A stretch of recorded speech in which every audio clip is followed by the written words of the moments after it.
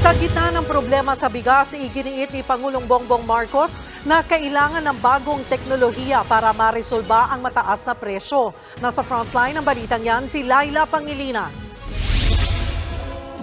Nag-alay ng bulaklak at sumaludo si Pangulong Bongbong Marcos sa monumento ng kanyang amang si Ferdinand E. Marcos. Pagbibigay pugay ito sa ika-106 na taong kapanganakan ng dating Pangulo. Pagkatapos, dumiretso siya sa paglulunsad ng 2023 Paddy Art sa Mariano Marcos State University.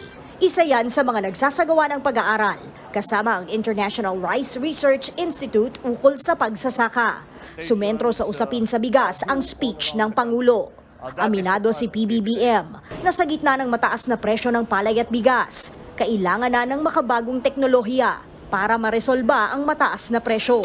They then should be able to give it then to the government, the new technology to the government, and the government is the one who will take it from the laboratory to the rice field. Nahihirapan tayo dahil nga sa climate change. We have had to control the prices of rice because the markets are very volatile. So we're trying to stabilize it here in the Philippines. Pero higit anya sa pagsasaayos ng presyuhan, dapat matiyak na hindi na pag-iiwanan ng mga magsasaka kapag tumaas na ang produksyon ng bigas ng bansa. Mahalagang matiyak na kasama sila sa nakikinabang at hindi lang ang gobyerno at pribadong sektor. It's correct, we have to increase our production. But we have to make sure that that increase in production redounds to the benefit of the farmer.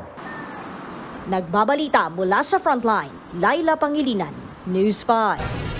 Mga kapatid, Cheryl Cosin po, huwag maging bilis at maging una sa lahat para sa tuloy-tuloy na balitaan at karagdagang impormasyon sa mga napapanahong isyu ng lipunan. Tumutok lamang at mag-subscribe sa social media pages ng News 5.